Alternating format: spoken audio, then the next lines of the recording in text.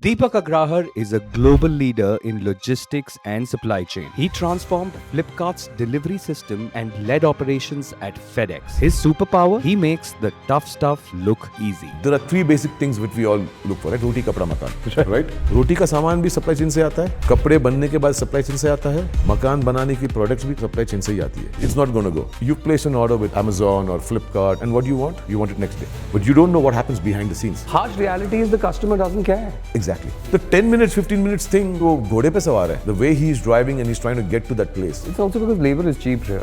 Labor is cheap doesn't mean life is cheap. Sorry, man. I don't agree with it. We have these big sales that happen. The sale comes up. How much of pressure is there on you? Just to let you know, we had about 8 747 charter planes coming in and landing in Bangalore. The sale was supposed to start at 7 in the morning and it was not getting cleared from customs.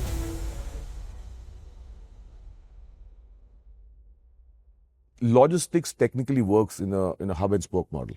Can you explain? The hub and spoke basically is, okay, now, for example, you flew in from Toronto Yeah. to Delhi. Where did you come? What airline did you fly? Etihad. Etihad. Where did it land? In Abu Dhabi. Abu Dhabi. Why in Abu Dhabi? Why didn't it come directly from Toronto to Delhi? Because the hub of Etihad Airlines is in Abu Dhabi. Right. All the flights from wherever they're flying in comes into Abu Dhabi. Right. That becomes their hub. And again, people get into different flights and they go back. Now imagine yourself to meet a cycle tire. A cycle tire, right? It's a round. Right. There's something in the middle and they're all These different spokes. spokes. So that's the hub. And Right. those are the spokes. That's a very interesting way to put it. This was something that was set up by in a college paper. Fred Smith had actually put this together, and he got a C in it, C or a D apparently in it. And he actually went ahead and he started this thing. And I would say he's the guy who put the whole Courier Express thing together. I mean, he's different level. He's different level. This is very fascinating. And when you brought up the example of ordering, this just came in my mind because so many of us, we go bonkers buying things online, and majority of us are buying things online. So I want to understand technically the price that I see of a product on the website would be what it took to produce that. Then there are markups by the sellers, wholesalers, etc. And of course, there has to be some logistic cost involved in that as well. Yeah. So how does that work? So I'll tell you what, to be very honest, say for example, Amazon.com, as far as I know and I have read and I've worked on and the logistics side of things, Amazon doesn't make money on its Amazon.com, technically. It doesn't make money. Right. Because what happens is, it's highly discounted, point number one. Right. Right? And you sit in your house or in your phone, you place an order and it arrives to your doorstep. There's a huge cost of logistics that is involved there, because what you see on your website, behind that falls an order management system, which looks at where are you calling from or where are you placing the order from, which is the zip code that you're ordering from. Right. And then looks at, on the back end, real time it looks at and says, okay, this is the warehouses where this product is. Which is the closest warehouse to this particular place? Right. Right? Then, once it falls in, then it looks at who are the service providers in that place. So it could be Amazon Prime themselves, or it could be any other logistics company that does that. What is the cost that they're going to charge us for this movement? Because costs for basically half kilo, 1 kilo, 2 kilos, it goes with size and everything else. Then it also looks at the service level. I have given them 100 shipments. How many have they delivered on time? Mm-hmm. So if they say, okay, we have delivered 98 on time, that means that you're at a 98% service level. There's a lot of permutations and combinations that happen behind the scenes. Right. And then it tells you, okay, fine, you will get it on the so-and-so date. And this would be your person who would come and deliver it to you. And all this is happening in real time. All this is happening real time. It's all happening real time. It's absolutely real time. How is AI impacting logistics? There is a huge impact on AI, with AI. Now, especially think about it, right? We've got ChatGPT, Right. chatbots, right? So the human interface is completely gone. Absolutely. It's gone. The sad part is everybody thinks that chatbots and everything else will replace humans. It will at some point in time, but not fully. You need to understand something. who writes the codes for the chatbots? It's humans, Right, of course. right? So it's not going to eliminate the manual touch of it.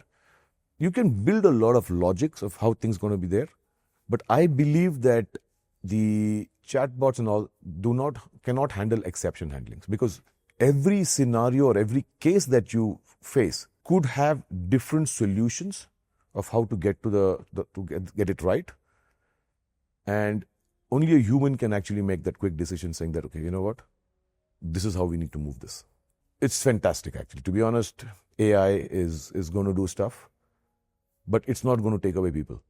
Right. It's never going to replace people. One of the things that I've started noticing, and I'll give you a pointed example more of Canada, because that's where I've spent the last 6 years. So I have I'm coming to India after 3 years.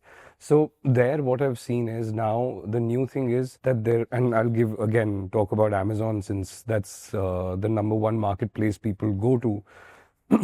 There are now they've started putting lockers in these different areas, be it like a Walmart somewhere, Fuel station, fuel stations, metro stations, even so there is a place called Shoppers Drug Mart, which is essentially a pharmacy and a small little store where you can get your day-to-day needs, and plus all the other cosmetic stuff, etc., etc. So these, because they operate till late in the evening as well, so there are certain few Shoppers Drug Marts who have these things. So now, how is that changing the landscape? Is it like eliminating things, or is it making things move faster, or creating a new consumer behavior as well? Because if I want something fast, maybe I can't have something delivered to my house, but if I go and make a little bit of a drive, I can get it collected sooner from a Dropbox. So these lockers, we implemented that in India.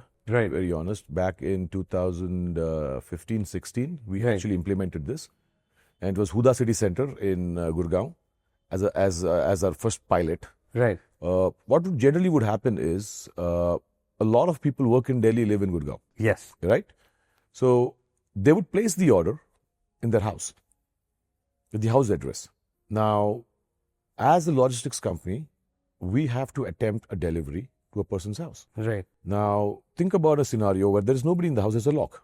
Right? You've ordered for something, it is critical for you, but you've not realized that you're not going to be at home. So our logistics guy or a delivery boy will come and call and say, boss, we are here. He says, okay, you know what?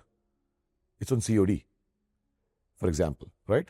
So I cannot deliver it to you until I collect the money. If he says, okay, just give it to my neighbor, I said, who's going to give me the money? We did the research and we realized that a lot of our orders were not getting fulfilled, and they were getting returned purely because the consignee, the person who placed the order was not there. And we did a little bit of, we spoke to a few people just to get an idea of what it is. And they said, no, we travel by metro. I said, okay. So what we did is, we worked with a company, it's a European company, I can't tell you the name, but we worked with a European company and we installed about 20 of those lockers in Huda City Center. And guess what happened? People would come and we would tell them, okay, you know what? Your shipment's in the locker. It's going to be there for 3 days. If you don't collect it, we will open it and we will send it back. It's a return. That's it. Because, obviously we have a deadline with the platform, or like a Flipkart or an Amazon or a Myntra. We have a deadline to deliver as a logistics partner. Otherwise, our service levels drop, and if our service levels drop, the volume that they're going to give us is going to drop as well. So it's a huge investment that was there, and we piloted it with about 10 or 15 lockers. I can't remember this now, but 10 or 15 lockers, and our service levels just went up like this, because they would come on their own convenience. They would, punch in their numbers, Right. do the payment, and they get a code. They go to the locker, put the code, it opens, take a shipment, and walk out. Close it and go away. So, as logistics, I mean, if you look at not keeping the e-commerce inside, but just a regular, like a FedEx or a DHL or everything else, the way we operate is we have both of commercial and residential addresses to deliver. Right. Now, people order at residential addresses and they're not at home. So what we do is the first half, we attempt only the commercial addresses, because companies will close early, that's fine. Second half, so we like for example, right now in Bahrain, we attempt deliveries even up to 9 o'clock, 10 o'clock in the night to a person's house. because we know they come back from work, they're going to be at home. So look at the address. It's a residential address. Okay. Put this aside. We attempt in the afternoon. So we leave at 4 o'clock, but people come back home by 5:30, 6, 7. By the time we go deliver, that's how we do it. It's really fascinating. There is so much of, I mean, the way you were saying that so many pieces have to be put together, and then the entire picture comes together. It's a jigsaw puzzle. It's a jigsaw It's a puzzle. jigsaw puzzle. It's as simple as that. It's a jigsaw puzzle. So one would broadly be able to understand that, let's say, an e-commerce platform like an Amazon, in India, Flipkart is huge, we have Myntra, etc. So they obviously, because by virtue of them being marketplaces in their own right, Yeah. they have a big system set up. But then there are a lot of people who would shop from individual brands as Yes. well. Yes. So now being heading logistic companies, which you've done through your career, so does that involve your team going out and pitching to other brands to get their businesses as well? And the reason why I ask that is because one of the things that we've started noticing, because as we've become a digital heavy world and we're shopping more online, the convenience is that we're also ordering 2 or 3 sizes, because I don't want to go to a store. So I'd order, and if I don't know what my size is of that brand, so I'd order, let's say, a medium and a large.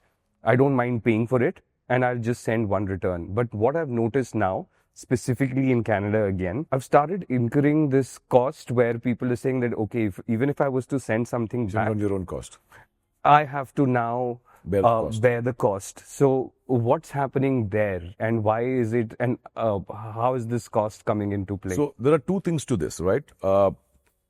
During my days in Flipkart, this was something that was implemented. It was called try and buy. So if you order for suppose you're paying, you order for like, for example, now I wear Asics. The size of Nike and the size of Asics are different, Right. right? Reebok, Adidas are different. Completely. So what happens is, if I've been wearing Nike and I've been wearing size 47 Right. euro, or basically say size UK 12 or which is US 13, 13 and a half. I wear 13 or size 47 in Nike and Adidas. I wear size 48 in Essex, Right. right?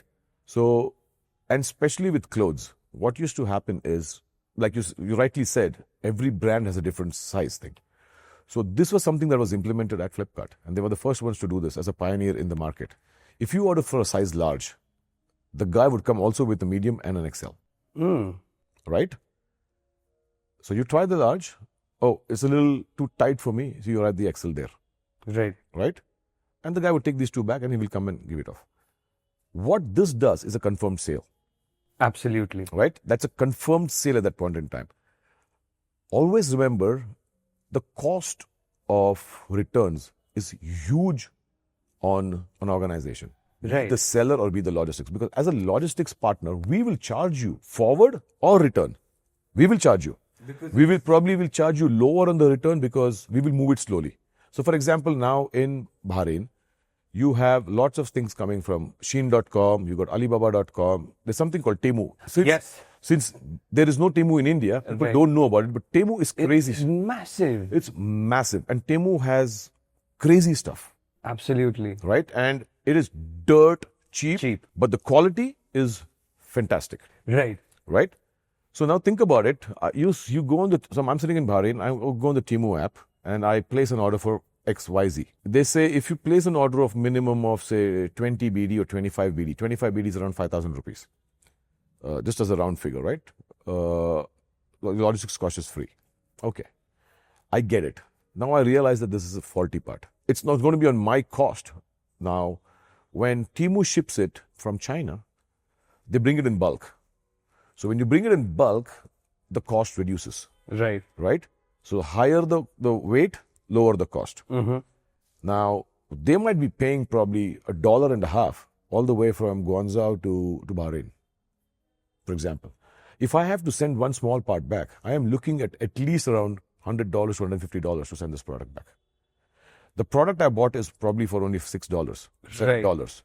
But now I have to use either a FedEx or a DHL or a UPS or Aramex or any of the courier companies to take it back.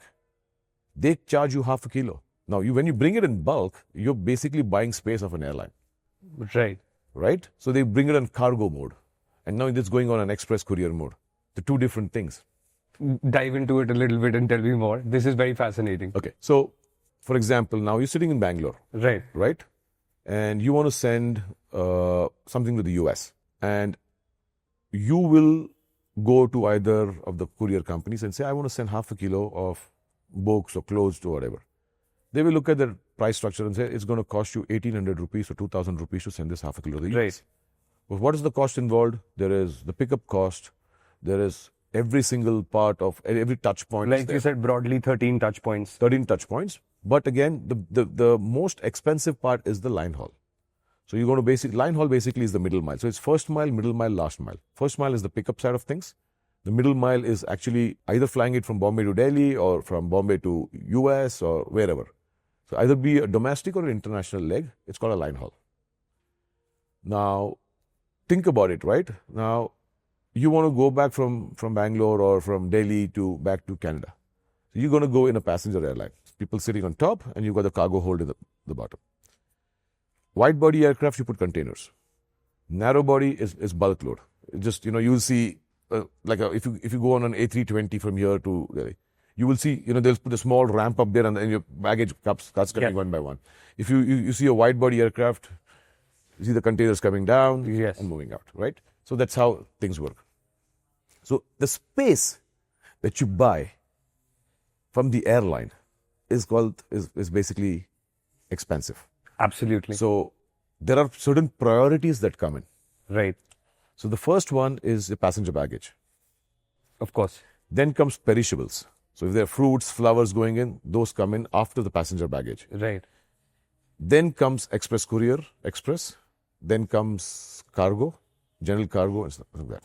If you want to send, if you have excess baggage, for example, how much do they charge you? Say 4,000 rupees, 3,000 rupees, 1,000 rupees per kilo. Typically, it's like for Canada, up to additional 7 kgs on a check-in baggage, it's flat $100. There you go. Whether it is 1 kilo or 7. What is it per kilo now? You're looking at around $13.5 Right. dollars a kilo. Right. In Indian rupees, how much does it become? Into 60, so Into 80. 80. Yeah. So that's your per kilo rate, right? But if you put it as a courier, it is cheaper. It's cheaper. Because they pick it up from you and they deliver it to you. So you don't have the hassle of doing anything else. Whereas you have to hand carry it. Right. Eventually you have to, load it into the car. This comes to your doorstep. So it's doorstep to doorstep, door to door as we call it. So there is cost involved, right? I mean, there is the cost of the person picking it up. There's the cost of the guy touching the package, the cost of the airline, the space in the airline, things like that. Now the difference is so watch this movie called Castaway. Castaway, yes. If you watched Castaway, you will see that Tom Hanks is sitting right behind the cabin of the cockpit. And then there is this freight net, as we call it, and then there is containers going in. So there's dangerous goods kept right there. And there's dangerous goods down as well. So there are two kinds of dangerous goods, accessible, non-accessible. What's accessible and what's not? Accessible is basically something that is can catch fire. So the captain or the first officer can actually come out of the aircraft and extinguish it. If it's on the cargo hold down, boom, it's gone. It's gone. So the plane catches fire, he cannot do anything because, it has to be done quickly like this. Right. So that's the difference. So accessible is more expensive, inaccessible is less expensive. So there are surcharges to it as well. Right. So that's how things work. So going back to what we were talking about, so first mile, middle mile, last mile. Now it could be air, it could be road, it could be ocean.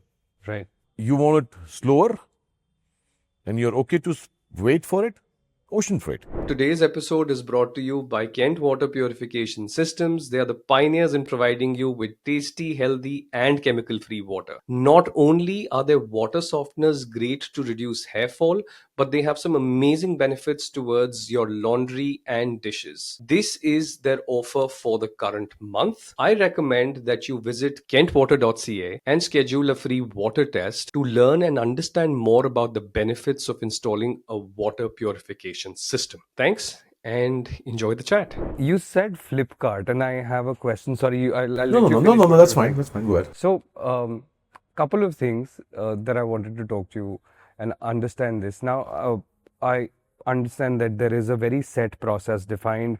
You're looking at making use of every inch available in whatever platform of transportation that you're using. Now we have these big sales that happen every now and then, whether it's the Amazon Prime days, and Flipkart would have its own sale as well. The big $1 billion sale, the big billion sale. So tell me something now. And while you're working there in Flipkart, the sale comes up. How much of pressure is there on you, and what's the planning that is involved? Because now obviously the ordering is going to significantly increase, and at the same time, as a consumer, if I'm ordering so many things, I want it ASAP. Fortunately or unfortunately, I was part of the first billion sale that happened in October 2014 Right. in Flipkart.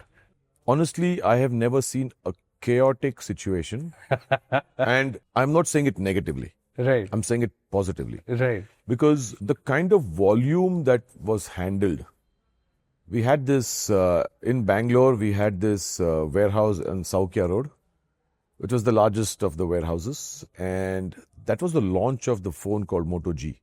Right. I remember that. If I'm going to tell you something, you will laugh. But I have not seen smarter people, be it on the technology side of things, be it on the operation side of things, and how they quickly got things done. It was my first time working in an e-commerce thing, and I never knew the kind of volume that would come in. Just to let you know, we had about 7 or 8 747 charter planes coming in and landing in Bangalore, and it was not getting cleared from customs. The sale was supposed to start at 7 in the morning, and we managed to get it into the warehouse at 4 in the morning, and we had no time to put away. Because everything that comes in, it has to be opened up, scanned, and put into those locations so that it goes into the WMS, so that when a customer places the order, we know exactly where to pick it up from. So on the aisles, we actually set up pick locations, marked it there and put there so that it could just go through. Because we didn't have the time. Imagine 3 hours, because there are certain processes where the truck comes in, because it eventually comes in as in containers and trucks into the facility. It has to be offloaded. It has to be, there's a QC done, there's a put away process, and then it gets into the WMS, and then it's ready to be ordered for you to see it in the system. There's a whole 9 yards of how things are done. And imagine you have 7 or 8 747 charters coming in, which you're talking about 40, 50, 60, 70, 80 tons of mobile phones per plane. Wow. So you have no idea. And this technically had to go into all the other warehouses as well, because it had to be fulfilled to different warehouses. Right. But due to certain customs issues and happened and everything else, it did not happen. So how people pulled it back? I was then reporting into the head of operations, who was like very close to the founders. And he basically was a part of the IIT Delhi team with the founders. And I have never seen a smarter person than him to run operations. And today he is running operations for another company. He started on his own with two other founders.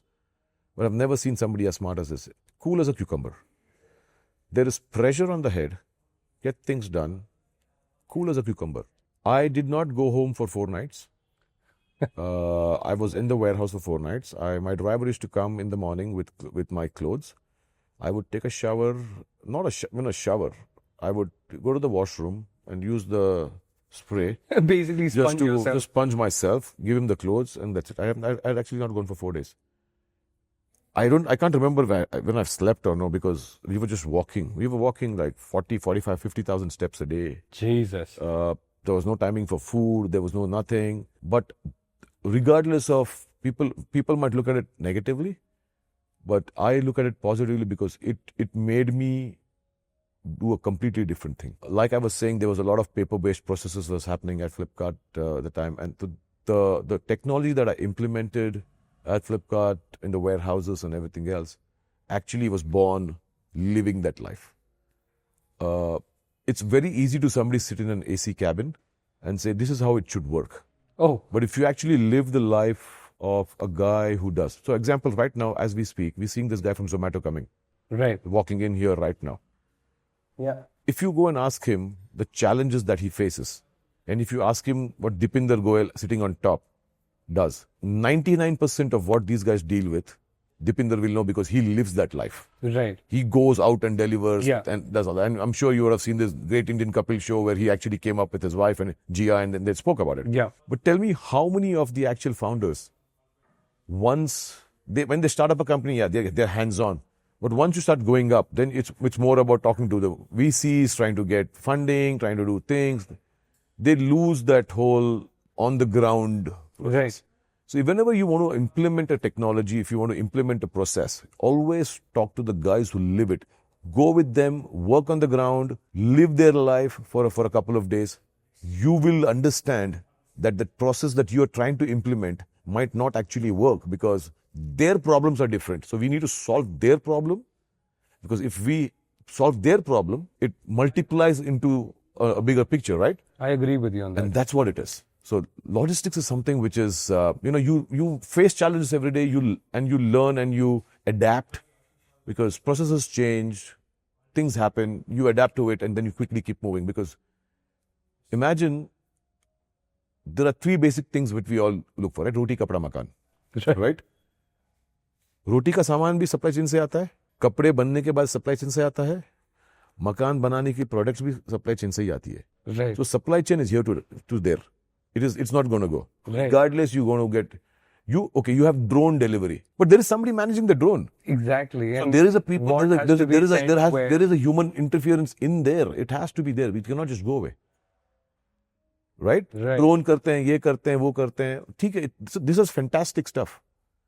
But the human touch to it will never go. Absolutely. And, the other thing that I've started noticing, and this is especially big here in India, and this is how one can see the impact of logistics supply chain. We're perpetually working, any industry working towards how to make customers' life easier, right? Now, let's talk about India, whether it's Bangalore or Delhi, Bombay for that matter, we know how traffic is. Yeah. How difficult it is to go from point A to point B. There are these services which have come up. Quick commerce. Blinkit, Quick commerce. right, where they're providing logistics to you that, if I have to send something to a friend's house, I don't necessarily need to now spend Dunzo. 2 hours going in Dunzo. or Blinkit is another one now. So what's happening here? Is it how are they managing to move things so quickly? And so you can just give us a high level overview of something that even like a 7-year-old can understand. That how's this happening? I honestly don't like it myself. The reason being, when you look at the person who's ordering it orders it on a phone, Right, and the person who delivers it to you is a human being. right, The risks that this human being is taken to deliver it on that particular time because he's a time bound schedule, right? 10 minutes, 15 minutes. The majority of the accidents that are happening on the road today are because of these scenarios. When in Bahrain, we have this company called Ninja app. They deliver 10, 15 minutes. These guys are on the bikes. First of all, the way I look at it is in the Middle East, if you're getting a bike license, it's like signing a death warrant without a date on it. It's as simple as that because cars move at high speeds, 120, 140, and there's a guy in the middle, boom, gone. absolutely. So the amount of accidents that is happening, and these guys, because they want to deliver. So in Bahrain, we have something called as, we've got three, like in India, you have Zomato and you've got Swiggy. In Bahrain, we have Ahlan, we have Jahez, and we have Talabat. Talabat is the biggest, it's a Kuwait-based company, and it's all over the Middle East. It's Egypt, Jordan, wherever. And their brand ambassador is Cristiano Ronaldo, CR7. So they've spent a huge amount of money, and it's a nice thing to do. Right. But if you actually look at the guys who are doing it, they're just going crazy driving on the streets to make sure that they deliver it and so that they're free and they get another order to do it. If you take that aspect away, quick commerce for other things is fine, but this whole concept of 10 minutes, 15 minutes, okay, you want to have, सुबह दूध उबाल रहा था, दूध फट गया, अब मुझे दूध चाहिए, मैंने डाल दिया ऐप, 10 मिनट में दूध आ गया. That's happening. That's happening. Yeah. But does anybody know what the guy goes through? No. The harsh Because I'm on the other side of the platform. I mean, you are from a customer side of the platform. I'm from the supply chain example. the customer doesn't care. Exactly. The customer doesn't care. मेरे को convenience मिल रही है, right? You pay a premium for it, Yeah. which is fine. But at what cost? At the cost of a human's life. That's Because something I the think. pressure that you have deal with कि boss मुझे deliver करना ही है इस बंदे को 10 minute के अंदर, नहीं तो मुझे नेगेटिव पॉइंट्स मिलेगी. Right. Makes sense. Now I honestly do. Okay, Dunsborough ठीक है, you're moving from one place to the other, there's not time bound. 2 घंटा 3 घंटा ठीक है, मतलब it's okay, right? So it is But the shorter things the like, 10 minutes 15 minutes thing, the guy is basically वो घोड़े पे सवार है. correct. The way he's driving and he's trying to get to that place, and I mean, at least I would say in other parts of the world, a mature world, the traffic is a little bit more organized. Yeah. In a disorganized country like India, where the traffic, the guy shows right indicator ले रहा है, गाड़ी left चला गया. Biker कहीं से भी घुसा दिया, कहीं से भी कुछ हो गया. Or imagine this, suddenly somebody moves and this guy is going boom. Something like this right now I've not seen in Canada, and I don't see it coming up in Canada either, because they're very clear about the fact that it's not going to happen in that quick time. See, whoever came up with the solution has thought it through, to Right. be honest. It's also because labor is cheap here, right? Labor is cheap doesn't mean life is cheap.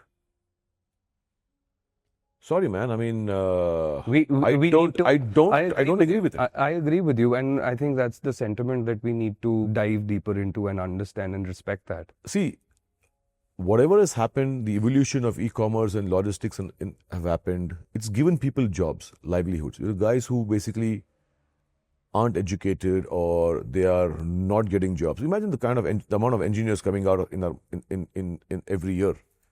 Okay, how many of them actually get decent jobs? Barely. Barely, right? So they end up doing, these jobs of delivery boys. It gives them 20, 25,000, 30,000 rupees a month. घर चल जाता है, they are happy, whatever, चलता है. And then they slowly grow up into getting things done. But the pressure that these guys deal with, I now understand. it's not easy. Ever since for the last few days I've been here, Delhi traffic per se, I've noticed a stark difference in the last 3 years. It's become worse. Genuinely, signals don't mean anything. People are barely wearing helmets who are on two-wheelers, right? And it's scary because cab drivers are driving like this and bikers are driving like this, riding like this. So now also all these apps and how they're adding to the chaos and the madness, you can connect the dots and see why it has become worse, because these services are the customers are becoming more used to it. I remember last time, or it was on the internet, I saw this Blinkit also does something like that in this space, and they had like these crazy adverts on how many things that they delivered. Strangely enough, or fun fact, that Gurgaon, the most ordered item in after 11 p.m. in the month of December was cigarettes and lighters. There was just too many partying happening. I have one more question with regards to logistics. Again, you can probably shed some light on it. But there is, you hear of all these funny stories that I ordered a phone and I got a Bar of soap, got a brick. Or vice versa also sometimes happens that somebody says, I'll return it, I didn't like the phone, and the seller got a bar of soap. What's happening there? So this was something that was happening quite often. There were a couple of cases in the company that I worked for, and our security head, who still is a security head there, he still works there. His team did a fantastic work to find out. So basically what happens is, these phones are not coming out of the platform, for example. Right. So Flipkart has got its inventory from a company called Instacart. Right. Amazon has it with, I can't remember the name now. It starts with C, but they have their own stuff. This whole issue started coming up with the marketplaces. Absolutely. With the marketplace. So what happens is, for example, now I'm your friend. Okay. And I'm the marketplace seller. You are the customer. Since all the supply chain guys, the last mile delivery guys, are not technically working for the company. They are basically outsourced companies, and who are manpower giving manpower. So it's hand in hand somewhere. You place an order, Right. it comes to me. I pack it as a soap and I send it. And then you say, oh, mujhe soap mila. It's not the platform's firm. So if you buy something from a Flipkart or an Amazon, look who the seller is. The seller rating is there. So there was a time when this guy kept doing this stuff, and guess what? The investigation happened, and they caught both of them. Because आपको पैसा मिलेगा, Right. मैं बोला मेरा phone मैं as a seller मेरा phone घूम गया, आप लोग ने बीच में कुछ गड़बड़ कर दिया, Right. right? Because when a phone is being ordered, the guy when he comes to me to pick up the phone, the supply chain logistics guy, he's not opening. He has a ready-made pack. It's packed with a flyer, so he doesn't know what's inside. He picks it up, he takes it there, and that same thing comes back. You open it the first time and you say that because bar of soap mila. When you go back to the origin of where it was, we ended up finding out these two guys are friends, and they were doing it to get compensation from the platforms. It gives a lot more clarity. If you want to buy something on Flipkart or Amazon, buy it from their own inventory. You might be slightly more in price, it doesn't matter, but you have a guarantee Safety and peace of mind. that you will get the product correctly. You will not get one of these things. I mean, it happens. Awesome. And this has been so cool. I mean, thank you very much for giving me your time and so much of value you dropped. No problem. Thank you very much. Most welcome, Chirag.